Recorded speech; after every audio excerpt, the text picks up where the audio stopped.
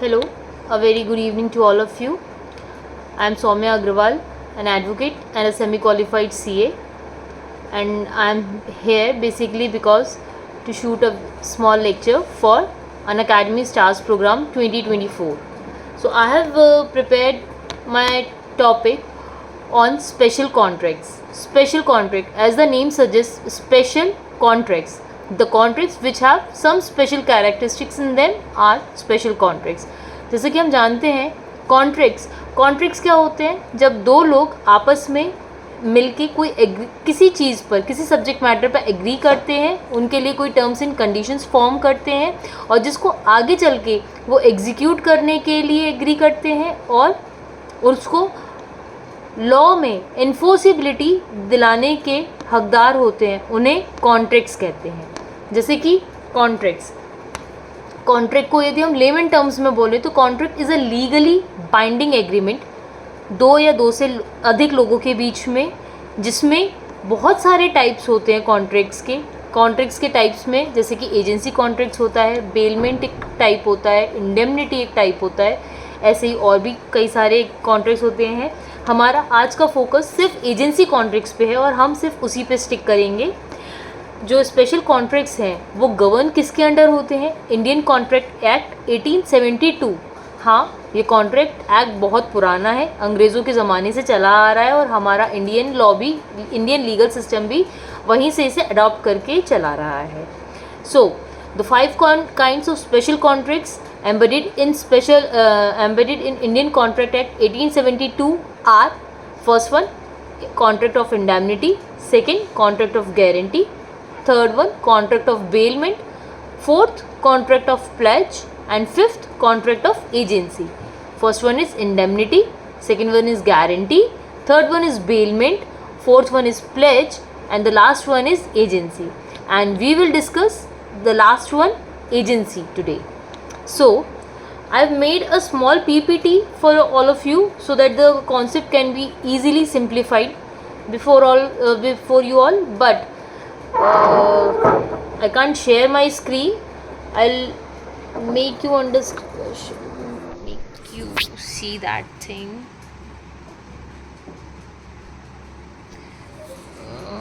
Sorry guys.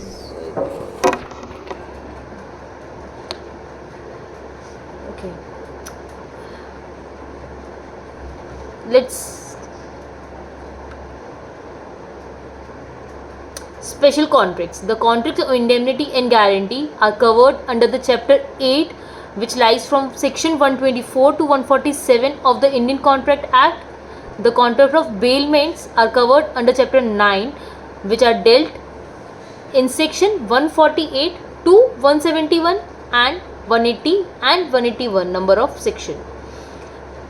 Similarly, the contract of pledge are covered under the chapter 9th under section 172 to 179, and the last one, the contract of agency, are covered under chapter 10 of Indian Contract Act under section 182 to 238. So let's start with the contract of agency. Agency का जो term है वो specifically Indian contract act 1872 में कहीं भी mention नहीं है कि हाँ एजेंसी ये होती है. हालांकि एजेंट और प्रिंसिपल ये दोनों ही टर्म्स को अलग अलग उन्होंने डिफाइन ज़रूर किया है सेक्शन 182 में, बट एजेंसी का पर्टिकुलरली हम चाहें कि एजेंसी क्या होती है, इंडियन कॉन्ट्रैक्ट एक्ट में क्या डेफिनेशन दी है, तो वो स्पेसिफिकली कहीं मेंशन नहीं है. एजेंट की डेफिनेशन जो 182 में दी हुई है वो क्या दी हुई है? Let me read it for you. A person employed to act for another or represent some another in dealing with a third person. इसको हम यदि सेगमेंट्स में बांटें तो a person employed to act for another, एक ऐसा person जिसको किसी और के काम के करने के लिए एम्प्लॉय किया गया है, या और जो किसी और की डीलिंग को रिप्रेजेंट करता है, किसके साथ में? किसी थर्ड पर्सन के साथ में किए गए काम को रिप्रेजेंट करता है, उसे हम एजेंट कहते हैं. सिंपल शब्दों में कहा जाए तो एजेंट कौन है? जो किसी और के लिए काम करता है. जो किसी और के लिए काम करता है वो हो गया agent.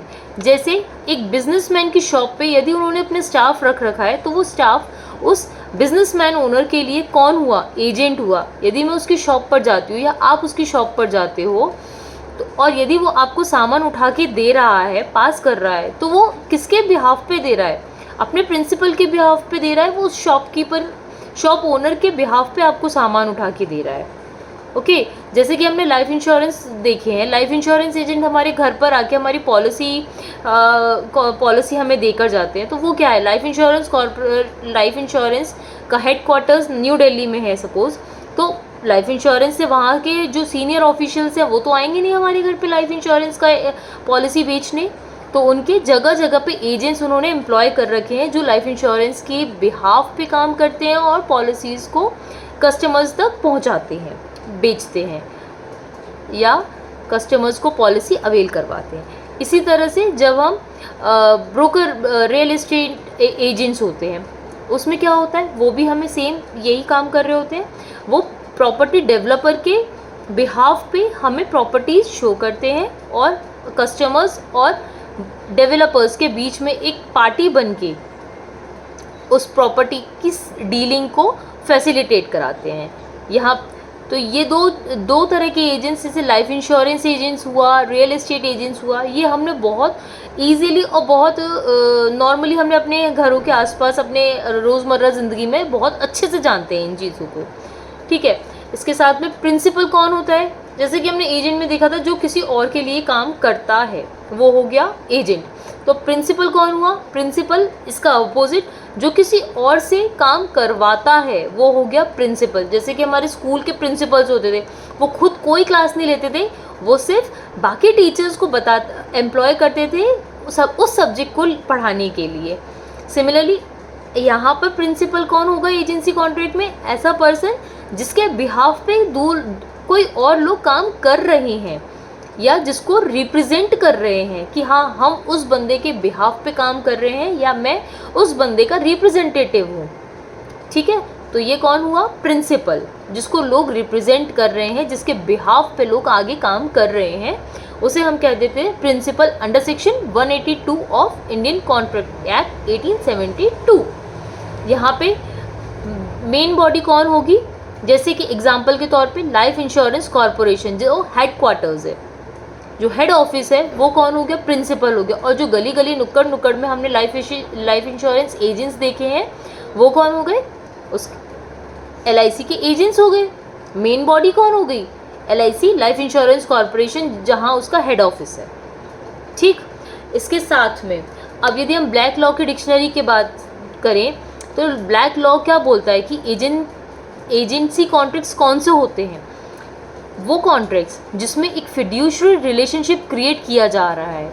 A fiduciary relationship created by, कैसे क्रिएट किया जा रहा है, या तो एक्सप्रेस कॉन्ट्रैक्ट से या फिर इम्प्लाइड कॉन्ट्रैक्ट से, इन विच, जिसमें कि एक्सप्रेस और इम्प्लाइड कॉन्ट्रैक्ट्स कौन से होते हैं, एक्सप्रेस कॉन्ट्रैक्ट्स वो होते हैं जिनके टर्म्स एंड कंडीशंस डिफाइन होते हैं, जिनके लिए एक एग्रीमेंट बनाया गया है, और इम्प्लाइड जो कि आपसे अज्यूम किया जाता है कि हाँ ये चीज़ें तो आपको पता ही होंगी या ये तो आपकी ड्यूटी है इन्हें फॉलो करना। ठीक, बाय लॉ और बाय लॉ या तो एक्सप्रेसली या इम्प्लाइडली। एक्सप्रेस का मैंने आपको बता दिया जिसमें कि जो टर्म्स हैं या तो ओरली डिसाइडेड है या फिर रिटर्न फॉर्म में है। इम्प्लाइड जो कि समझी हुई, किसी ने बोली नहीं है, किसी ने लिखी नहीं है, बट समझी हुई है, मानी हुई है, या फिर लॉ के द्वारा आपके ऊपर कंपल्शन है कि उनको उस रिलेशनशिप को आपको फॉलो करना है, जिसमें वन पार्टी जो कि एजेंट होगा, दूसरा पार्टी जो कि प्रिंसिपल होगा। ये दोनों आपस में बंधे हुए हैं, और आपस में एक दूसरे के वर्ड्स और एक्शंस को बाइंड करते हैं एक दूसरे के ऊपर। एजेंट मेरे कहे गए शब्दों से और काम से बंधा हुआ है और मैं प्रिंसिपल एजेंट के किए हुए काम और शब्दों से बंधा हुआ हूँ।